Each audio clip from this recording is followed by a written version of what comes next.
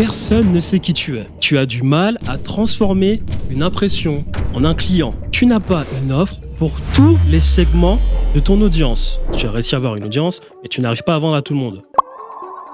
Tu dépends trop de recommandations. Tu ne t'es pas assez professionnalisé dans ton business. Et en plus de cela, tu as des croyances limitantes. Tu es potentiellement arrogant. Ce sont les 5 principaux problèmes qui empêchent quelqu'un d'être extrêmement riche ou bien, on va dire, du moins, d'avoir un business rentable, surtout en ligne. C'est exactement ce que je vais montrer dans cette vidéo. Je m'appelle Thierry, je génère plus de 6 chiffres par mois avec mon agence de consulting en vendant principalement des offres à étiquette à des professionnels du photovoltaïque et très récemment des prestataires de services, des coachs consultants. La vidéo que tu t'apprêtes à regarder est une masterclass, est un extrait d'une masterclass de plus de 20 heures où j'explique absolument tout, je montre absolument tout sur mon business, comment vendre de l'étiquette, parce qu'il faut vendre de l'étiquette si tu veux être rentable et faire de l'argent aujourd'hui en Occident. C'est un extrait où je te montre plus en profondeur les 5 problèmes que je viens de citer et que tu dois absolument corriger dans ton business. Très bon visionnage. Donc, voici les problèmes que l'on va essayer de résoudre. Donc, ces problèmes nuisent aux entreprises B2B. Donc, prestataire de services B2B, tu vends une offre à des professionnels. Tout le monde a ce problème, peu importe la taille de l'entreprise. Qu'elle soit grande ou petite, ils ne dépendent pas spécifiquement des revenus. Les problèmes. Cependant, ils doivent être résolus si vous voulez exploser vos revenus. D'accord ? Donc, on va résoudre ces problèmes. Je l'ai dit en début de vidéo. On va revoir les bases, on va aller doucement pour aider le maximum de personnes, même les personnes qui veulent commencer de zéro. Regardez cette vidéo jusqu'à la fin. Problème numéro 1, personne ne sait qui vous êtes. Problème numéro 2, pas assez de prospects, de leads. Problème numéro 3, tous tes clients proviennent des recommandations de ton entourage. Problème numéro 4, vous n'avez pas d'offre pour les prospects non qualifiés. Donc ça, j'en ai parlé plus tôt dans la vidéo, quand je parlais de segment de marché, ça va être un problème qu'on aura en high ticket, c'est-à-dire que étant donné qu'on va vendre des offres assez chères, on ne va pas pouvoir convertir tout le monde. Nous, on veut ramasser le maximum de cash. Donc on va réadapter notre offre pour nos différents segments de marché et vendre du coup à tout le monde. J'en parlerai en fin de vidéo. Pour toutes les personnes que je prends en call et qui me disent absolument toutes, j'ai envie de faire plus de 1 million d'euros par mois, mais lorsque je vois leur business, il n'est absolument pas prêt pour faire les 1 million d'euros par mois. Et il y a un 5e problème, c'est l'entrepreneur en lui-même. J'en ai parlé en début de vidéo, arrogance, humilité, stupidité, paresse. La plupart du temps, c'est de l'arrogance, on pense savoir tout connaître. Voilà, je fais 6 chiffres par mois, si je prends la peine de parler de personal branding, c'est que c'est vraiment quelque chose d'important. J'ai 800 abonnés, c'est pas beaucoup. J'aurais dû commencer plus tôt. Donc ne faites pas la même erreur que moi. Lancez-vous dès que possible. Donc, problème numéro 1. Personne ne sait qui vous êtes. C'est le problème numéro 1. En gros souci pour 99% des entreprises de prestation de services de nos jours. Ils ne génèrent pas assez de leads et ont un problème de constance dans le lead flow. C'est un problème pour tout le monde. Moi, vous, tout le monde. C'est exactement pour ça que des personnes essaient de poster le maximum de contenu. D'accord ? Le premier problème est évident. Si les gens ne savent pas qui vous êtes, ils ne peuvent pas acheter chez vous. C'est toujours la première étape et ce problème précède les autres problèmes. Il ne suffit pas d'être un génie pour le savoir. Et là, j'ai pris cet exemple, Grant Cardone, on a si bien parlé. Donc là, Grant Cardone, si vous ne savez pas, j'ai mis ses captures d'écran. Hein, d'accord ? Grant Cardone, multimillionnaire, il a, je pense, du coup, une fortune de plus d'1 milliard si tu réunis le cash et tous les assets. Donc expert en immobilier, création de contenu, il sait faire du contenu viral, il sait déranger les gens, il sait faire du contenu polémique et tout, j'en passe. D'accord ? Donc Grant Cardone, hein, ce qui m'intéresse, moi, c'est ce qu'il a dit. Le meilleur produit ne battra jamais le produit le plus connu. Le meilleur produit ne battra jamais le produit le plus connu. C'est important. Et je remarque de nombreux entrepreneurs qui vendent actuellement plus que moi, simplement parce qu'ils attirent actuellement beaucoup plus d'attention que moi. Ils attirent beaucoup plus de eyeballs, plus de personnes que moi. Exemple, Antoine Blanco, que j'ai pris, il fait 400 000 euros en un mois, j'en fais 100 000. Voilà, il a plus d'attention, il vend une offre, en plus de cela, done with you, donc c'est-à-dire il accompagne les personnes, hein, il va pas faire le travail pour eux. Moi, en plus de cela, je fais le travail pour les mecs, donc c'est moins scalable. comme je l'ai dit, je crée ma chaîne YouTube pour essayer de scaler mon business de consulting et sortir de là petit à petit. Cet homme génère bien plus d'attention que moi, il est naturel, qui fait plus d'argent que moi. Mais je te le garantis, Antoine Blanco n'en sait pas plus que moi dans le business. C'est-à-dire tout ce qui est connaissance, process, opérationnel, setting, closing, stratégie d'attention. Il n'en sait pas plus que moi, d'accord? T'as pas besoin apprendre les bases, ça te prend une journée, 2, 3, 4, 5 journées. Maintenant, les mettre en place, ça prend beaucoup de temps. Voilà. Donc, niveau connaissance, il n'en sait pas plus que moi, d'accord? Il a explosé là il y a 6 mois. Moi, ça fait 5 ans que j'en fais. Il y a 5 ans, et j'ai généré mon premier million en 2020, 2021. D'accord? Donc voilà. Mais actuellement, il fait 400 000 euros par mois parce qu'il a plus d'attention que moi. Donc, important, problème numéro 1, essayer de se faire connaître un maximum. Et j'en parlerai plus tard, quand je vais parler sur quelle plateforme se lancer. J'en parlerai plus tard, mais là, pas maintenant. Problème numéro 2, pas assez de prospects et ne pas transformer un prospect en client. Donc ça, c'est le problème aussi de presque tout le monde qui crée du contenu. Je ne comprends jamais pourquoi. Je ne comprends pas ce concept de faire des TikTok, de dépenser 5 heures dans la journée et derrière de ne pas avoir un truc pour monétiser ce TikTok-là. Je n'ai jamais compris cela. C'est peut-être pour ça aussi qu'au début, je ne me suis pas lancé aussitôt dans le branding personnel parce que je ne savais pas, je ne comprenais pas. Je me disais pourquoi créer du contenu si c'est pas pour le monétiser. Maintenant, je sais le faire. Le simple fait que les gens sachent qui vous êtes ne signifie pas nécessairement qu'ils deviennent des prospects. Bien évidemment, sans système pour générer, filtrer, qualifier, éduquer, convertir les leads, vous ne pourrez pas faire exploser votre business. On abordera le système qui vous permettra de le faire. Ce système-là. Voilà, donc comme je l'ai dit en début de vidéo, ce système, moi je l'ai mis d'abord en place, c'est le système simple que j'ai d'abord mis en place et qui me permet d'avoir des clients. Et c'est le système que je réduplique aussi dans le business de mes clients. C'est un système droit au but, c'est du direct response. C'est un système, c'est-à-dire en ads, c'est un système droit au but qui nous permet de générer des clients. Qui nous permet de filtrer nos prospects. C'est-à-dire qu'on filtre un prospect, on le qualifie, on l'éduque, on essaie de le transformer en client. Ce système-là, on va en parler en vidéo, d'accord? Mais en gros, très rapidement, on génère de l'attention. Cette attention-là, on va demander à des personnes de remplir un questionnaire, d'accord? De mettre leurs informations pour qu'on les recontacte. Ou bien, elles vont remplir un questionnaire pour ensuite réserver un appel. Elles réservent un appel. Lorsqu'elles réservent un appel et que l'appel est confirmé, on a quelqu'un qui va l'appeler instantanément pour confirmer avec elle les informations qu'elle a bien mises dans le calendrier et ensuite se rassurer que la personne est effectivement qualifiée. Si c'est bien le cas, le temps entre le moment où la personne réserve un appel et le jour du rendez-vous, donc le jour de l'appel de vente, elle reçoit beaucoup de séquences d'emails, elle reçoit tout un process d'éducation, de nurturing, d'accord? On va voir nos vidéos, on va lui demander de regarder nos vidéos, on va lui demander plein de choses, d'accord, à faire, de telle sorte que lors de l'appel de vente, la personne soit bien éduquée. Ce process fonctionne extrêmement bien lorsque tu crées du contenu. Et dans tes débuts, si tu n'as pas encore créé du contenu, fais quand même le process, tu auras juste un taux de closing moins élevé. D'accord? Donc ça, on va en parler bien en détail plus tard dans la vidéo. Et comme je l'ai dit aussi, parce que je prends mon temps pour que ce soit bien clair pour tout le monde, débutant, avancé et intermédiaire. Après, lorsque tu trouves un client, ce client a forcément une liste de prospects qui auraient pu être clients. On va essayer de les recontacter avec une belle offre, d'accord, bien aguicheuse.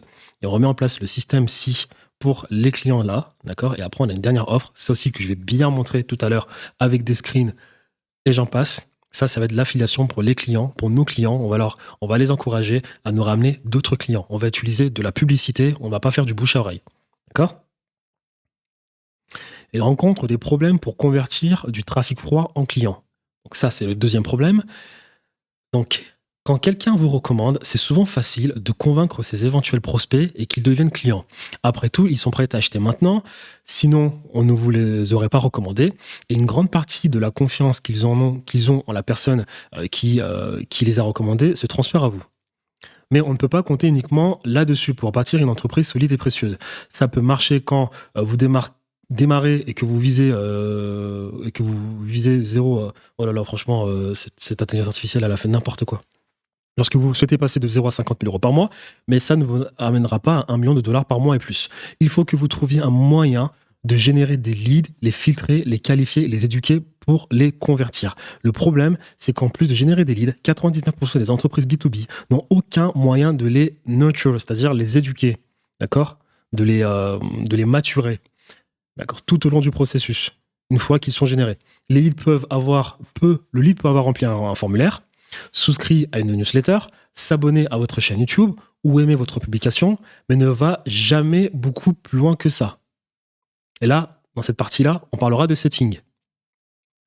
Lorsqu'on a quelqu'un qui montre un certain intérêt dans notre système, si la personne d'elle-même ne prend aucune action, on vient à elle, on communique avec elle, on essaie de voir quel est son business, on essaie de voir comment on peut l'aider, sans essayer de lui vendre quoi que ce soit, on l'encourage à réserver un appel. C'est dans le setting. Mais là, ce que je voulais dire, en fait, c'est qu'ici, on a 99% des gens qui pensent, qui comptent sur des recommandations pour grandir leur business. 99% des gens se disent, oh, c'est bon, pas besoin de faire de la publicité et tout. C'est une grave erreur. Grave erreur. Et ça peut paraître con, mais je le mets bien, d'accord ? Je le précise bien. Il y a beaucoup de personnes qui n'arrivent pas, effectivement, à passer d'un lead froid à un lead chaud. Je montrerai tout le système dans cette vidéo-là. Et voilà. Donc là, tous ces schémas-là, on va en parler. Je ferai une vidéo à part pour chacun des schémas, d'accord ? Mais déjà, dans cette vidéo-là, on va parler des schémas-là. Je montre juste ça comme ça. Plus tard en vidéo, on va bien entrer sur chacun des schémas. Mais c'est exactement ce que j'expliquais tout à l'heure. Publicité, page de vente, page de vente, page de vente. Il met ses informations, page de vente. Il remet ses informations, il réserve un appel. Il s'entretient avec un setter, closing. Là, j'ai remontré ce schéma-là. D'accord ? Ici, c'est le schéma que j'ai montré du début. Sachant que ces deux schémas-là, c'est des sous-systèmes de tout ce système en réalité, parce que dans ce système ici, il y a les ads. Il y a les ads ici, où on va voir. Normalement, c'est ads, tac, ads, VSL, prospect qualifié ou pas qualifié. Ensuite, normalement, page de vente, encore une autre VSL.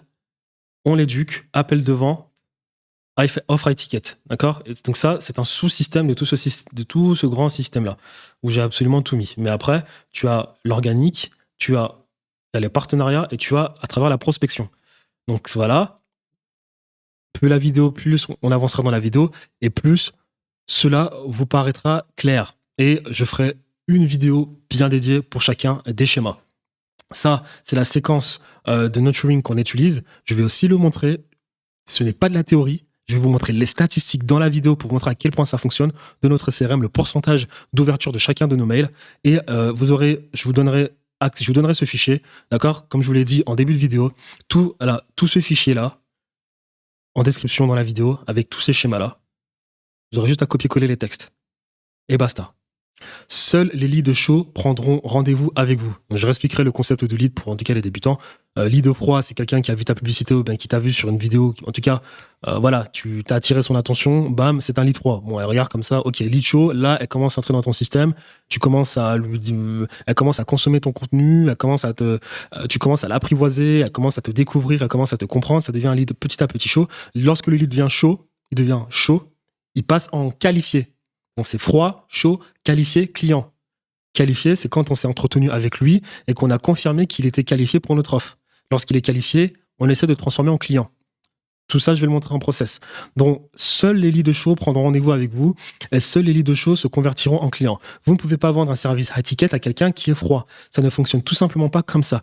Vous avez besoin d'un système qui fonctionne H24, 7 jours sur 7, 365 jours par an. Une fois que vous l'avez mis en place, il travaillera en continu pour transformer le trafic froid en trafic chaud. Je parle du système et les amener au point où ils seront ouverts à discuter avec vous. Donc là, je parle du système, je parle de tout le travail qu'on va mettre en place pour transformer un lead froid en lead chaud. C'est très important. Là, ça paraît très débutant, mais je tiens vraiment à le préciser, à en parler. Moi, je vois des mecs sur Twitter, parce que je regarde beaucoup Twitter.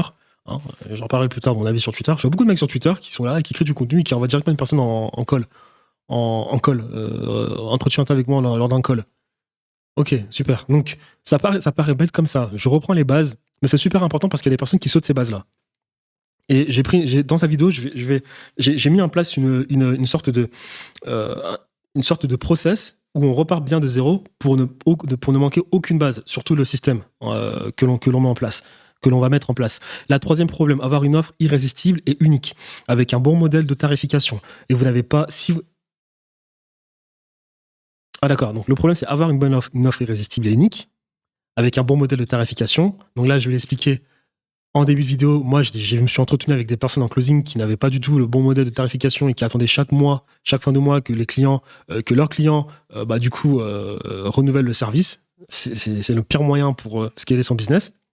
Et en plus de ça, vous n'avez pas d'offre pour les prospects non qualifiés vis-à-vis de votre offre high ticket. Tu as ton offre high ticket, d'accord ? Mais tu dois avoir, en plus de ça, des offres alternatives pour taper tous les segments de ton marché.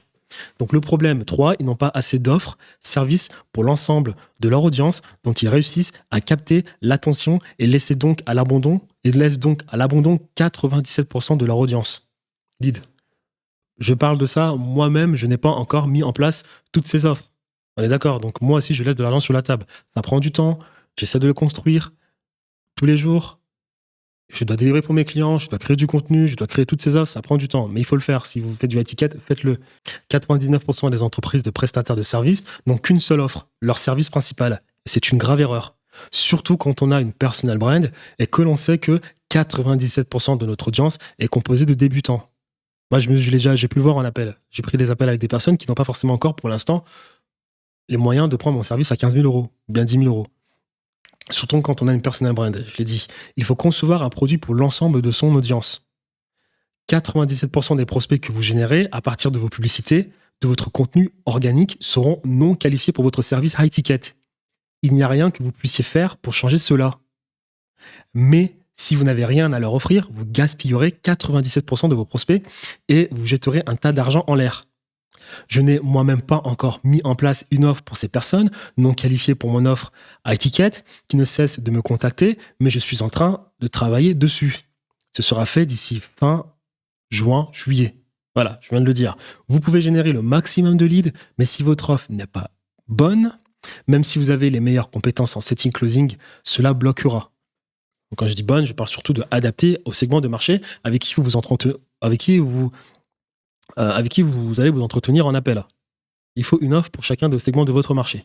Et j'en parlerai plus tard en vidéo. D'accord ? Vous pouvez avoir la meilleure offre, même si le trafic et le closing laissent à désirer, vous n'atteindrez jamais le plein potentiel de votre business. Si tu comptes rester sans arrêt avec ton offre à étiquette, au bout d'un moment, tu vas buter sur quelque chose. Parce qu'encore une fois, quand je dis que 97% des gens sont des débutants, c'est réel. Non seulement 97% des gens sont des débutants, mais en plus dans les 97% des gens, tu as 80% des personnes qui ne veulent pas changer de leur mindset. C'est-à-dire qu'ils ne dépenseront jamais plus de 200 euros pour ton produit.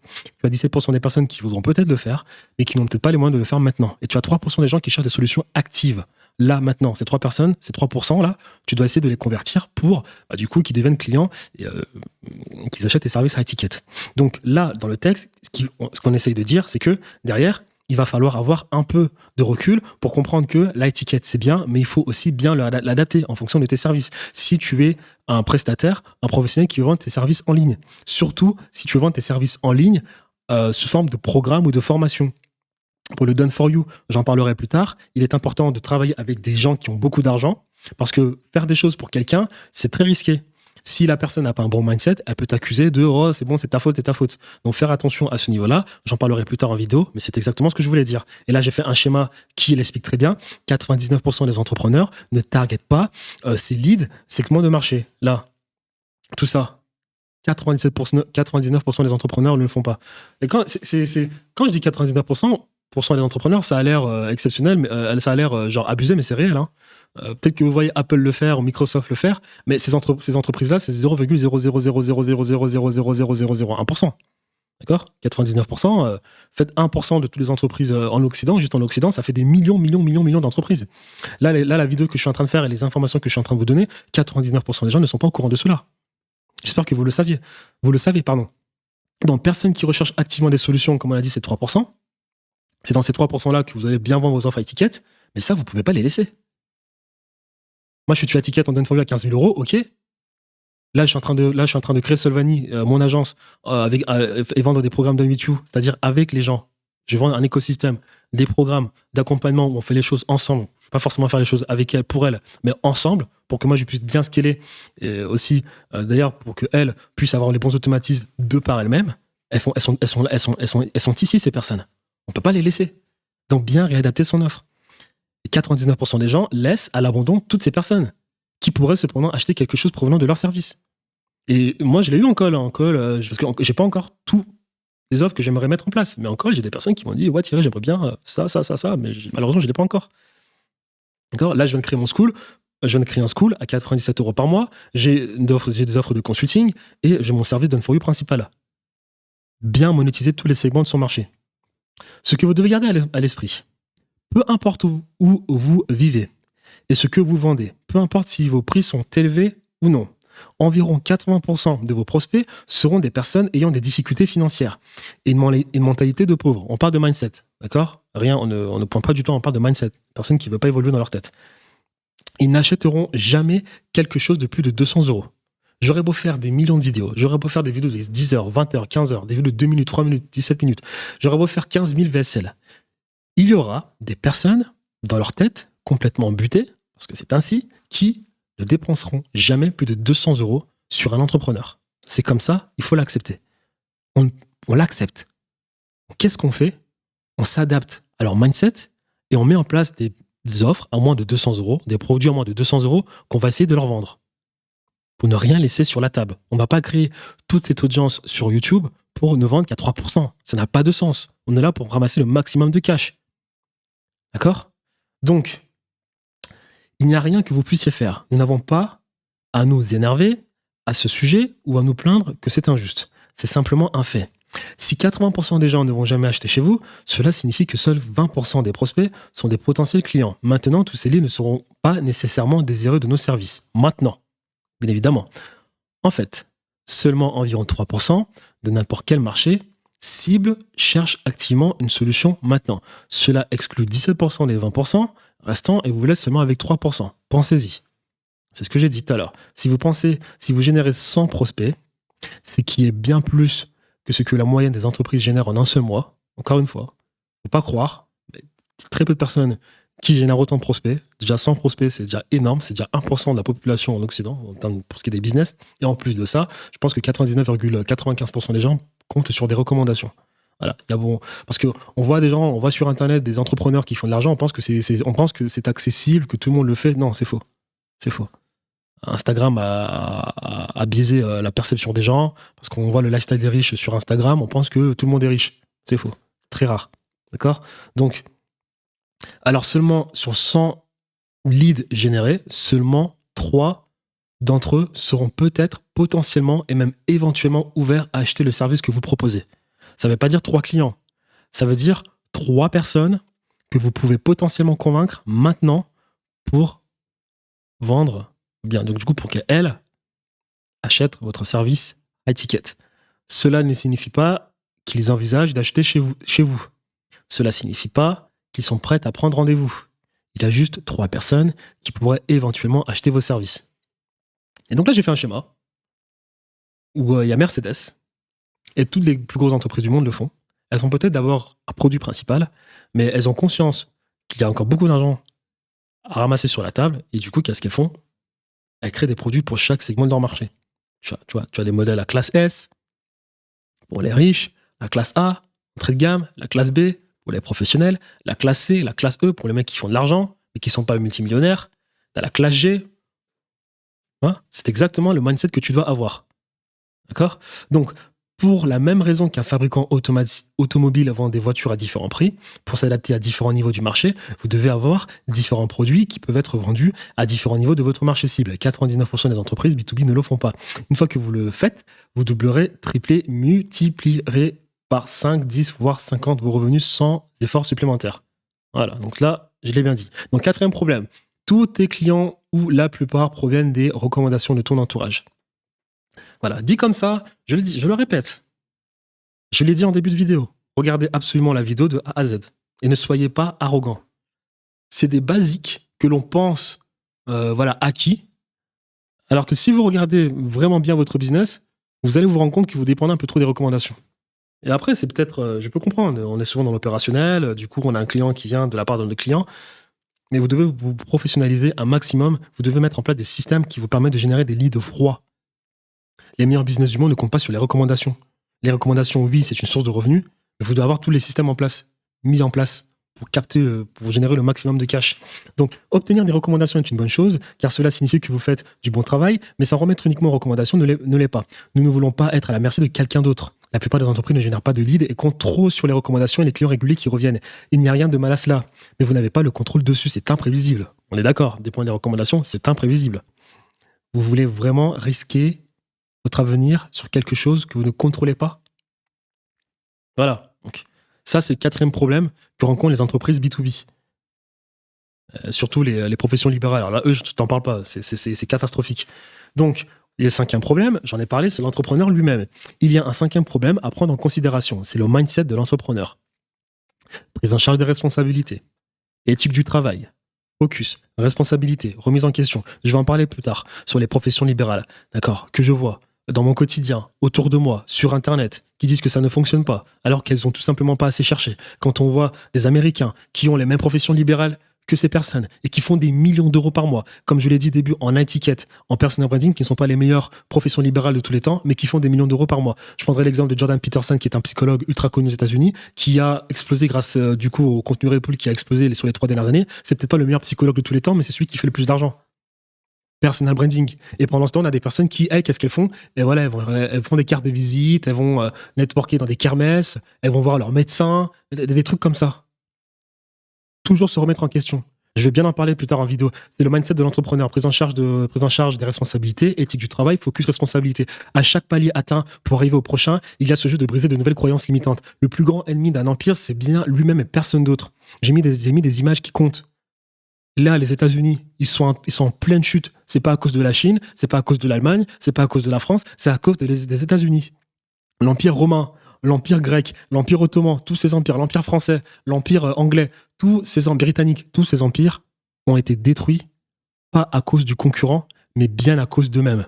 Donc remettez-vous toujours en question, parce que sachez une chose, le jour où votre business ne marchera pas, ne fonctionnera plus, ce sera bien de votre faute et pas la faute des autres. N'oubliez jamais le concept du darwinisme. Toujours s'adapter, toujours se remettre en question. Celui qui perdure, ce n'est pas le plus fort, c'est celui qui sait s'adapter. Et pour que le concept du darwinisme fonctionne vraiment de manière effective, créez une personal brand, faites en sorte que les personnes s'identifient à vous.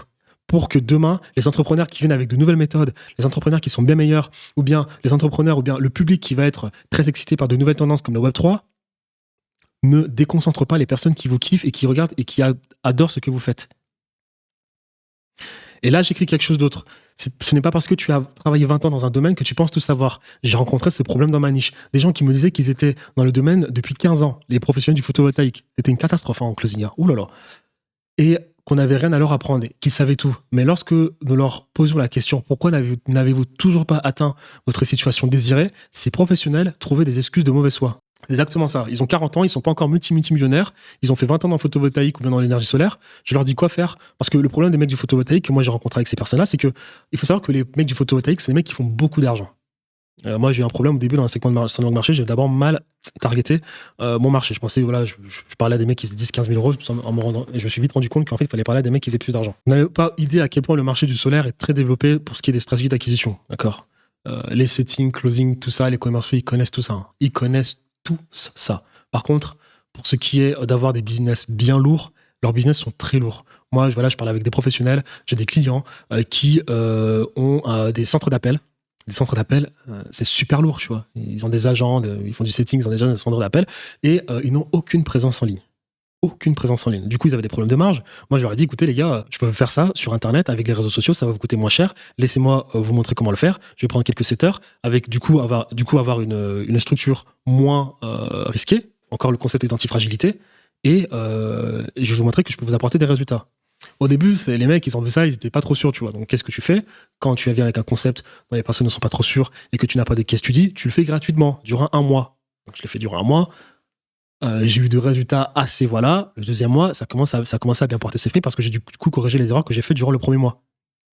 Voilà. Et donc, du coup, là, quand j'essaie de dire que les personnes ne se remettent pas en question, c'est que moi, j'ai rencontré des mecs qui pensaient tout savoir. C'est-à-dire qu'ils étaient là avec leur truc centre d'appel, c'était lourd, ils faisaient des marges de 25%, alors que moi, je leur disais que vous pouvez faire des marges moins chères. Ils pensaient que moi, j'étais un professionnel du photovoltaïque dans le sens où je connaissais tous les rouages du métier, tout ça, alors que moi, je leur faisais juste comprendre que j'étais là pour faire de l'acquisition. Et ils me disaient carrément, il y avait des mecs qui me disaient non, mais t'as rien à m'apprendre. Et moi, je disais, mais si j'ai rien à t'apprendre, mais t'es pas dans ta situation désirée. Qu'est-ce qu'on fait? En gros, ce que j'essaie de dire, c'est que pas parce que t'as fait 20 ans que t'es le meilleur. Hein. Il y a des mecs qui veulent faire 1 an dans ton domaine et qui viennent, qui te outperform parce que eux, ils se sont mis à la page. Ils ont eu l'humilité de se rendre compte qu'il fallait changer des choses. Ils ont compris le concept du darwinisme. Ils ont compris qu'il fallait mettre en place de nouvelles méthodes et j'en passe. Vous devez à tout prix éviter d'être ce genre d'entrepreneur. Pour ma part, j'écoute tout le monde, peu importe leur âge, c'est vrai. Je vois des entrepreneurs sur Internet plus jeunes que moi qui ont des choses peut-être intéressantes à apprendre. J'écoute. Si ça me paraît bien, j'ajoute ça à mon code génétique. J'ajoute ça à mon cerveau. C'est simple que ça. Pas parce que ces personnes sont moins âgées que moi que je vais pas les écouter. Ou bien parce qu'elles ont un truc, parce qu'elles ont moins d'expérience que moi que je vais pas les écouter. On écoute tout le monde. D'accord? Donc, si quelqu'un a des choses à m'apprendre, je suis preneur. J'apprécie les paroles d'un entrepreneur controversé bien connu, Andrew Tate, qui affirme que les gens sont pauvres soit par paresse, stupidité ou arrogance, et que dans 80% des cas, c'est de l'arrogance. Voilà. Les gens n'évoluent pas dans leur business pour ce problème d'humilité. Et ça, j'en ai parlé en début de vidéo. Je parle de tout ça. Toi, tu vas te dire, ah, c'est bon, vas-y, je suis au courant de tout ça. Je vais scroller, je vais avancer dans la vidéo pour aller directement voir les process. Hein, voilà. Alors que j'incite à ce niveau-là parce que moi, j'ai eu ce problème-là. Hein, je me suis pas remis en question à plusieurs reprises. J'ai pas été humble à plusieurs reprises. C'est pour ça que je ne suis pas le numéro 1. Il y a des raisons, j'en parle en vidéo, j'insiste sur ça. Mais toi, qu'est-ce que tu vas faire? Tu vas dire, c'est bon, je me connais déjà. Je vais aller directement sur la partie setting, la partie closing de la vidéo. Je vais prendre les process, je vais aller prendre le fichier, je vais prendre le tracker que Thierry utilise et basta, je m'y connais. Hop, je vais faire de l'argent. Ok, bonne chance. J'ai mis ce schéma qui en parle très bien. C'est un schéma où tu as quelqu'un qui va te dire ok, la personne intelligente, quelqu'un qui va te raconter sa vie, une personne moins intelligente.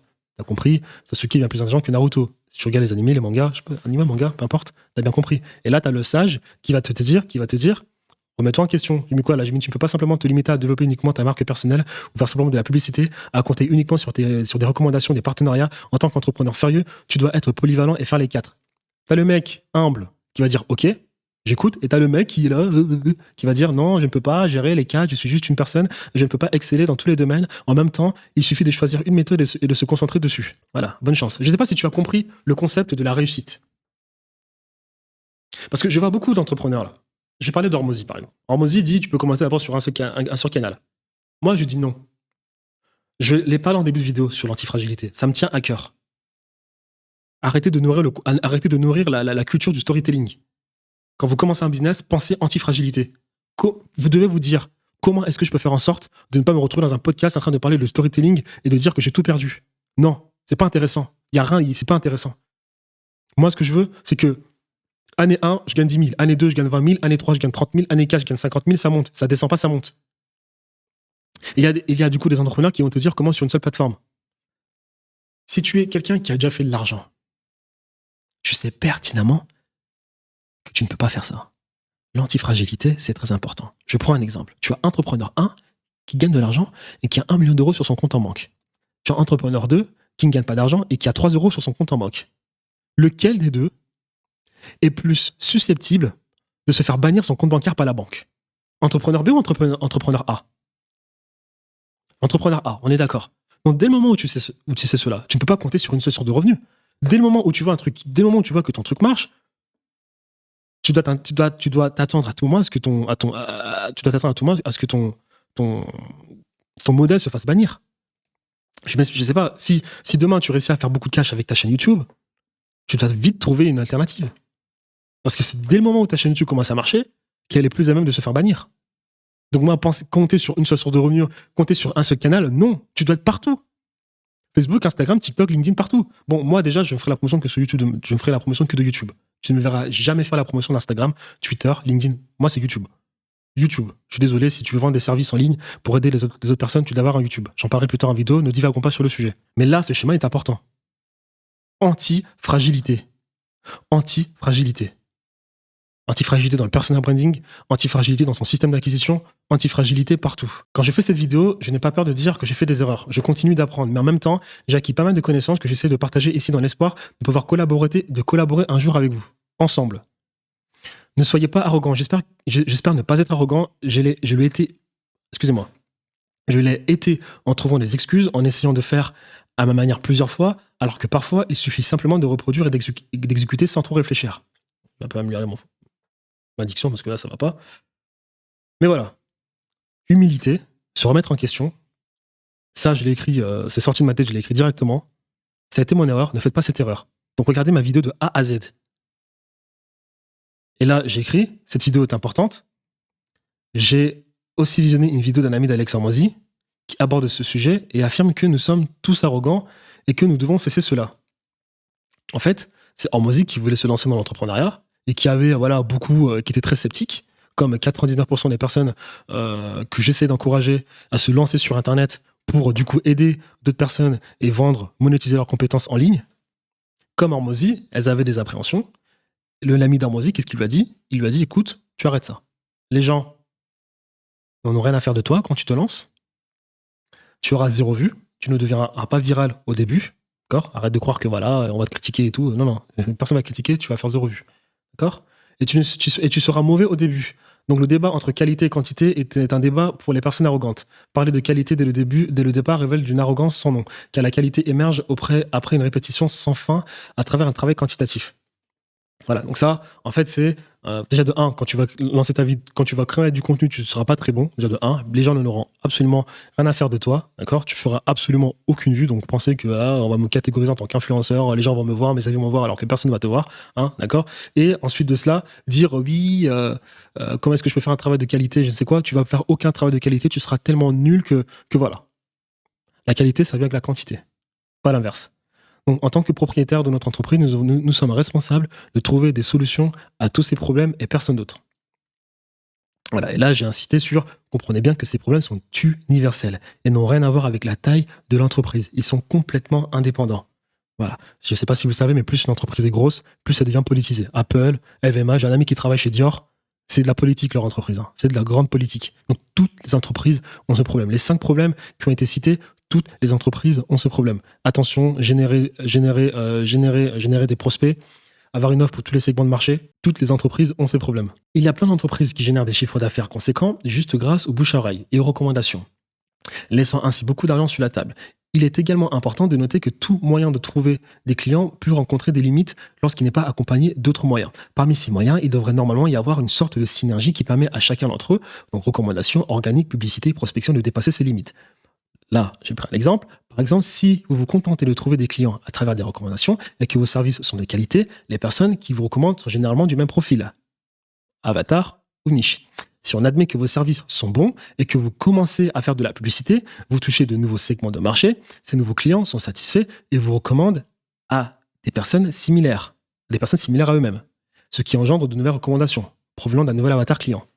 Donc là, dit comme ça, je ne sais pas si c'est bien compris. Ce que j'essaie de dire, c'est que quand tu as un client A, que ton service est bon, client A va te recommander à client A'. Si ton service est bon auprès des clients A', il va recommander ton produit à client A double prime. Si ton service est bon auprès des clients A double prime, il va le recommander à client triple prime. Le problème, c'est que ton canal d'acquisition, c'est-à-dire les recommandations, ne sera jamais optimisé. Parce que toi, malheureusement, tu ne vas du coup avoir que pour clients des personnes qui viennent de l'ensemble des A. Maintenant, si tu utilises tous les segments, tous les moyens d'acquisition, comme la publicité, et que tu as un système qui est bon, bah forcément, grâce à la publicité, tu vas toucher potentiellement client B, potentiellement client C, donc des prospects B, prospect C, prospect D, prospect E, et j'en passe. Tous ces prospects, s'ils deviennent clients, qu'est-ce qui se passe? Bah, client B va te recommander à client B', client C va te recommander à client C', et j'en passe, que ce soit de manière organique, ou à travers les ads, ou à travers les partenariats. Et là, du coup, ton canal d'acquisition qui est la recommandation est optimisé. Tes recommandations ne viennent plus de l'ensemble des A, il vient de l'ensemble des A, des B, des C et des D. Parce que tu auras utilisé tous les funnels pour attirer le maximum d'attention. D'accord? Donc c'est pour ça que tu laisses beaucoup d'argent sur la table si tu n'utilises absolument pas les 4 méthodes pour capter le maximum d'attention. Prospection, partenariat, organique, advertising. D'accord? Donc, on va créer un système qui fonctionne résolvant ces 5 problèmes. Personne ne sait qui vous êtes, pas assez de prospects, tous tes clients proviennent des recommandations de ton entourage, et 4, vous n'avez pas d'offre pour les prospects non qualifiés. Là, je l'ai bien précisé, je suis même encore à 30% de ce système. Là, je l'ai dit, plutôt en vidéo, je me répète, à la fin de cette vidéo, vous saurez exactement comment lancer un business à étiquette basé sur vos compétences. Je vais vous partager tout ce que je peux en fonction de tout ce que j'ai appris. Que tu sois coach, propriétaire d'agent, consultant, profession libérale, commercial, closer, secteur, éditeur vidéo, media maker, médecin, politicien, content creator, et j'en passe. Donc, surtout savoir comment monétiser. Le système que j'ai mis en place fonctionne pour toutes ces professions que je viens de citer. D'accord? Si je peux dire, je suis consultant, je fais des offres à étiquette. Voilà, j'ai des offres, j'ai des compétences que je monétise auprès de professionnels photovoltaïques, comme de professionnels qui sont aussi des agences et des consultants, parce que depuis que je crée du contenu, j'ai réussi à avoir à peu près 7 clients qui sont des consultants et agences grâce à ma chaîne YouTube. Voilà. Donc là, le système, c'est pour toutes ces personnes. Et là, je répète, il m'a fallu 8 mois pour optimiser ce système-là. Donc regarde la vidéo jusqu'à la fin, et si tu veux aller plus vite, réserve un appel avec un des membres de notre équipe, ou bien avec moi-même, on essaiera d'aller plus vite. On essaiera de le faire en moins de 8 mois, ensemble. D'accord? Et là, quelque chose d'important, une vérité réel, mais triste. Vous n'êtes pas les seuls à regarder ces vidéos et à suivre cette formation. Il y a au moins 5000 personnes, oui, je me jette quand même des fleurs, c'est parce que j'ai vu mes statistiques, 5000 personnes autres qui regarderont la vidéo chaque jour, ainsi que des millions de propriétaires d'agences et consultants qui ne la regarderont pas et qui ne la regarderont jamais. C'est votre chance. Ce que j'essaie d'expliquer, c'est que vous, pendant que vous faites les arrogants, il y a des personnes qui vont se dire, moi, je vais mettre mon cerveau de côté, je vais juste faire ce que Thierry me dit de faire, hop, et je vais faire de l'argent. Pendant que vous allez essayer de trouver les thèses, vous allez essayer de sauter les vidéos, voilà, vous allez essayer de sauter ma vidéo, vous allez essayer de mettre ça en x2. Bon, mettez en x2, c'est pas grave parce que ma vidéo est longue. Voilà, mais vous n'allez pas écouter tout ce que j'ai à dire dans la vidéo. Et qu'est-ce qui se passe derrière? Il se passe que c'est la personne la plus conne qui fait le plus d'argent. Pendant que toi, t'es là. T'es le plus intelligent, mais tu fais moins d'argent. Ou bien t'es là, voilà. T'es rich and smart. Ça, c'est les cas à part, ça. Ou bien là, c'est les plus intelligents, c'est les cas à part. Mais le mec qui fait le plus d'argent, là, on parle de 90% des entrepreneurs, on a 95% des entrepreneurs, parce que les entrepreneurs comme Elon Musk, Sam Altman, Vitalik, voilà, c'est moins de 1%. Moi, je parle des 99% des entrepreneurs, les gens comme nous, d'accord? Ceux qui font le plus d'argent, que tu le veuilles ou non, c'est les personnes qui sont humbles et qui ne réfléchissent pas trop, qui passent à l'action, qui écoutent ce qu'on a à leur dire. Hop, rich and dumb, je fais le plus d'argent. Frérot, tu m'avais pas l'air de dire de la du coup, moi, j'ai juste copié-collé, flemme de réfléchir. C'est exactement ce type d'entrepreneur qui fait de l'argent. Voilà. Pendant que toi, t'es là, ouais, bon, je sais pas, facturer du high ticket, oui, qui va acheter, je suis personne, franchement, voilà. Reste là. Hein. Moi, je te dis, j'ai fait cette erreur, j'ai trop voulu faire le mec. Hein, depuis j'ai commencé vraiment cette histoire d'entrepreneur en 2019. Voilà, j'ai voulu faire le mec à plusieurs reprises. Voilà, résultat des courses, je ne suis pas le numéro 1. Pendant qu'il y a des entrepreneurs qui ne réfléchissent pas, ils ont le playbook, ils ont le blueprint, ils mettent en place, ils font plus d'argent que moi, ou bien que toi, ou bien que 99% des gens. Voilà. Ça, c'est ce que je voulais dire. Super important. Cette vidéo m'a pris pas 3-4 semaines, plus de 50 000 euros de dépenses pour la réaliser. Donc, je parle des coachings, je parle des tests que j'ai pu faire et tout. Je vous donne toute cette sauce gratuitement. Profitez-en. Mettez cela en place pour changer votre vie, les amis. Voilà. Montrer mon visage sur les réseaux sociaux est quelque chose qui ne m'enchante pas. Mais vous savez quoi? Ceux qui survivent ne sont pas les plus forts, les plus intelligents, mais ceux qui s'adaptent le plus rapidement possible. Donc, j'ai parlé de ça. Le personal branding, on le met en place. Antifragilité, adapt to die. Avec le personal branding, le concept du darwinisme fonctionne mieux et on fait de l'étiquette. Et en plus de l'étiquette, on market tous les segments de marché. D'accord? Vous devez maximiser ces deux aspects pour devenir libre à jamais. Le personal branding et le étiquette. Le modèle d'agence traditionnel est mort. Le modèle done for you. Ça, je parle surtout des personnes que j'en appelle, qui vendent des services done for you à 1000 euros et qui attendent à la fin du mois que d'autres personnes, que ces clients leur redonnent de l'argent. Ne vous inquiétez pas, je vous montrerai comment moi je fais. Upfront. D'accord? Savoir bien tarifer son offre. Mais le modèle done for you n'est pas quelque chose de scalable. Quand je dis qu'il est mort, c'est pas scalable. Il faudra au bout d'un moment réadapter tout cela. D'accord? Et là, j'écris « Je suis un assoiffé de liberté ». Sur ma chaîne YouTube, je ne parle que de liberté, le reste ne m'intéresse pas. J'ai bien compris que le meilleur moyen de l'atteindre, c'est à travers le high ticket. Je vous ai montré mes screens plus tôt. Et là, j'ai montré la roue vertueuse de l'étiquette. Voilà ce qui se passe quand on vend des produits high ticket. On a des prix élevés, on a des clients de bonne qualité, car si tu ne le sais pas, le client qui achète tes services high ticket, son mindset n'est absolument pas le même que celui qui achète ton service low ticket. Les personnes qui achètent tes services à étiquette, qu'est-ce qu'ils sont bien? Oh là là. Parce qu'en fait, ils comprennent déjà la dynamique, ils comprennent le business, ils savent déjà que ça prend du temps, ils savent très bien qu'il y a des risques, ils savent très bien que voilà, qu'il y a des risques. Alors que le client, souvent, low ticket, vu qu'il n'a pas d'expérience, vu qu'il est têtu, vu qu'il n'est pas humble, comme je l'expliquais, souvent, voilà. Et quand je disais que le système de Done for You est mort, j'en ai parlé là, il y a 2 minutes. Bah, malheureusement, moi, j'ai eu des personnes en appel de vente qui me disaient, bah voilà, malheureusement, j'ai dû accepter de travailler avec des mecs pour faire rentrer de l'argent. Au final, ça s'est très mal passé. Donc, on en parlera.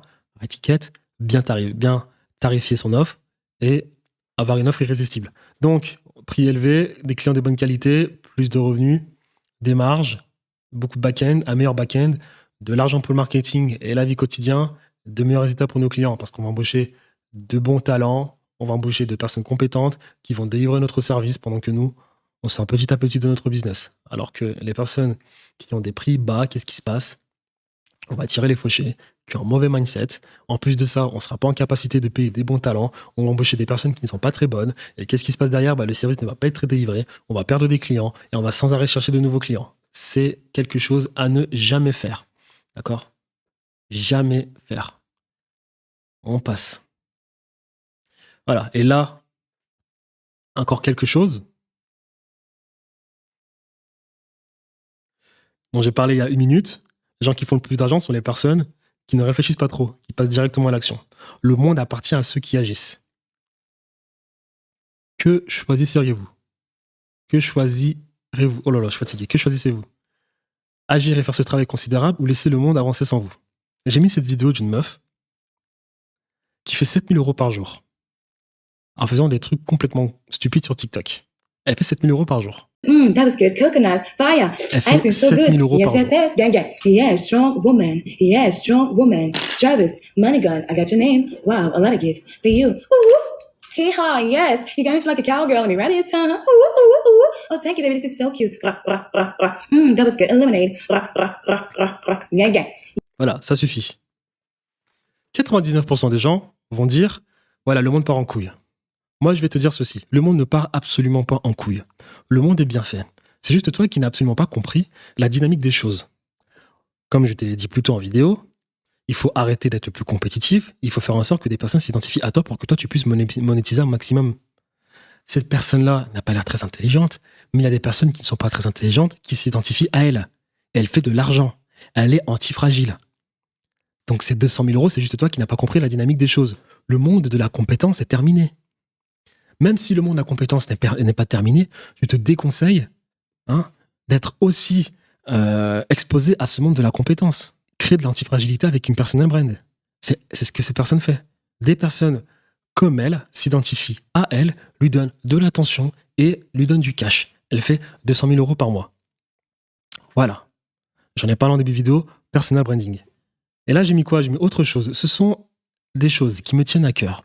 Vous ne battrez jamais l'entrepreneur qui a moins de compétences que vous, mais qui est sur un marché plus facile que le vôtre.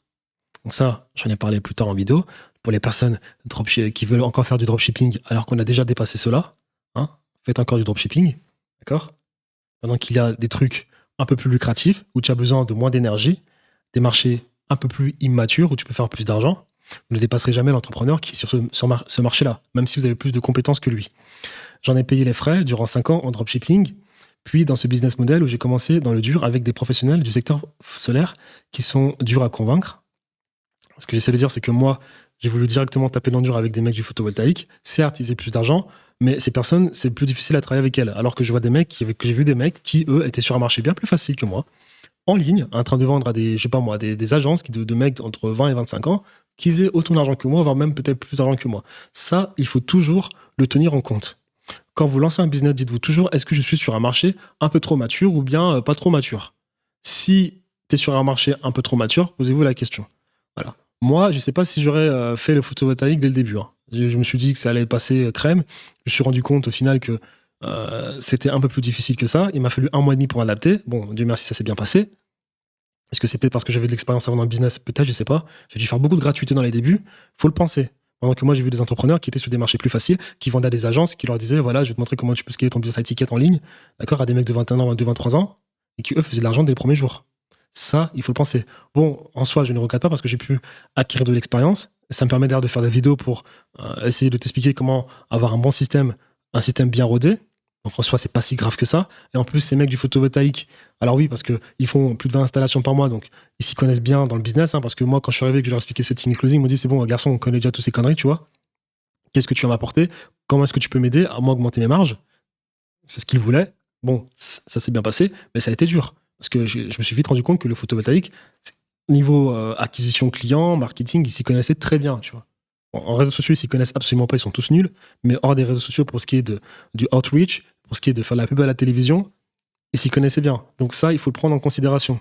Si vous êtes dans un business compliqué actuellement et que vous avez du mal à attirer vos objectifs, à atteindre vos objectifs, pensez-y, ne faudrait-il pas lancer quelque chose d'autre? Et là, j'ai remis cette image. Faire de l'argent, c'est le travail dur, les opportunités, une tendance, le bon timing et l'environnement et de la chance. D'accord? Je suis désolé les amis, les business comme le dropshipping, c'est terminé. Si t'as pas une personal brand, c'est terminé. Cherchez, posez-vous la question de savoir ce qu'il n'y a pas quelque chose de plus facile à faire. Est-ce qu'il n'y a pas quelque chose de plus facile à faire? Voilà, je me suis répété, je passe. Mais là, j'écris, là. Je suis passé dans le photovoltaïque avec une niche de personnes âgées de plus de 35 ans, avec pour objection le fait d'être occupé la plupart du temps en journée, des personnes hautaines, pensant te connaître, alors qu'à 40 ans, ils ne sont toujours pas riches. Ça, c'est les personnes que j'avais en objection lorsque j'essayais de leur expliquer que je pouvais attirer de l'attention pour eux à travers les réseaux sociaux, qui voilà, ne voulaient pas se remettre en question, hein, alors qu'ils avaient des marges de 25%. D'ailleurs, mon premier appel de closing, je lui en ai parlé. Hein, je lui ai dit, écoutez, voilà, le service c'est 15 000 balles, voilà ce qu'on va faire pour vous, tac, tac, tac, publicité, UGC Content Creator, setting, closing. Oh, il m'a gueulé dessus. Il m'a dit, quoi? Mais vous êtes malade, c'est trop cher, mais de quoi vous parlez? Après, c'est un mec qui faisait 15 000 euros par mois, tu vois. Donc déjà, comme je t'ai dit, moi, à mes débuts, j'avais mal targeté le segment de marché, tu vois. C'est après que je me suis rendu compte qu'il fallait que je target les mecs de plus d'installation, parce qu'en plus de ça, quand je faisais mes publicités, les personnes qui remplissaient le plus le formulaire, c'était des personnes qui faisaient justement plus de 20 installations. Je n'avais pas compris dans les débuts. Mais la personne, elle a été choquée, mais parce qu'en soi, elle n'était pas choquée de mes prix, mais elle était choquée dans le sens où elle me disait, mais moi, je ne veux pas faire de marge. C'est-à-dire que déjà, je vends des installations, je fais des installations, c'est assez compliqué pour moi, je suis artisan, RGE, mais en plus de ça, je ne veux pas des marges énormes. Donc si moi je paye 15 000 euros, moi, il me reste quoi en marge, tu vois. Je regardais son système d'acquisition, il n'était pas rodé, tu vois. Mais bon, j'essaie de lui expliquer, il ne voulait pas entendre. Et après, moi, aussi derrière, j'avais pas une fois de valeur perçue parce que je n'avais pas encore créé du contenu. Donc il n'était pas capable de te conseiller en contenu pour se rendre compte que voilà, je lui connaissais un minimum. C'est ce que je voulais dire là, dans ce texte-là. Et là, j'écris, Dieu merci, j'ai 5 ans d'expérience en âge, j'ai un parcours de vie qui m'a appris la vente, la maîtrise des algorithmes, et j'en passe.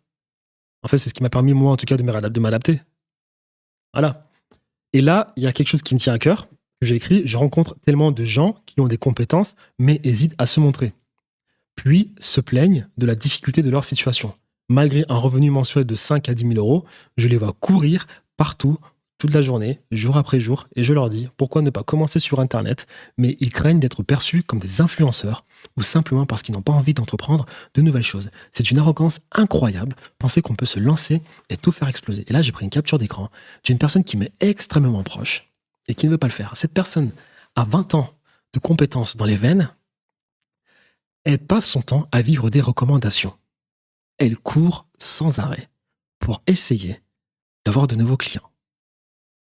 Elle gagne entre 5 et 10 000 euros par mois. Je lui ai dit, mets-toi sur Internet, monétise en ligne. Tu auras plus de temps pour toi. C'est une personne qui vient d'une très très bonne famille. Une personne bourgeoise. Famille bourgeoise, voilà.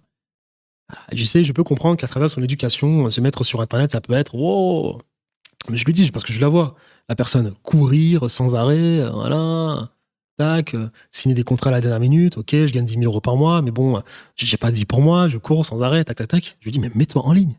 T'as 20 ans d'expérience dans le corps. Mets-toi en ligne. Voilà, non. Et je lui dis, mais pourquoi? Elle me dit, mais non, mais parce que t'as vu, j'ai 20 ans d'expérience dans le corps, j'ai pas envie d'apprendre quelque chose de nouveau. Je dis, ok, d'accord. Toi, le darwinisme, il va bien te traiter, tu vois. Et deuxièmement, qu'est-ce qu'elle me dit? Elle me dit, oui, mais voilà, me mettre sur Internet, bon, t'as vu, j'ai pas envie qu'on me catalogue comme... Je me dis, attends, mais tu vas faire 0 vue la première vidéo, de quoi tu parles? Tu penses que voilà, du jour au lendemain, tu vas devenir, je sais pas moi, une star des réseaux sociaux? Et en plus, je te demande pas d'être une star des réseaux sociaux, je te demande de montrer tes compétences, créer tout un narratif pour que des personnes s'identifient à toi, et pour que tu puisses vendre tes services et vivre d'un business en ligne. En tout cas, ne soyez pas comme cette personne. D'accord? Et dernière chose, avant qu'on aille dans le dur, la compétition, on s'en fout. Moi, j'ai 800 abonnés, j'ai pas de compétition. D'accord. Le numéro 1, il est tellement loin. Il a 1 million, 2 millions, 3 millions d'abonnés. Donc, c'est notre dernier souci. On fait notre bonhomme de chemin. On avance, on fait notre argent. Et peut-être qu'un jour, si tout se passe bien, on sera parmi les premiers. Et là, on verra comment réadapter notre funnel, réadapter notre business. Mais je me répète, ne soyons pas arrogants et pensez que lorsqu'on va créer du contenu, on va directement être parmi les meilleurs et j'en passe. Non, la compétition, on ne regarde pas, on se concentre sur nous, sur la création de contenu, sur comment on peut aider les gens, sur comment on peut développer notre personal branding et on avance.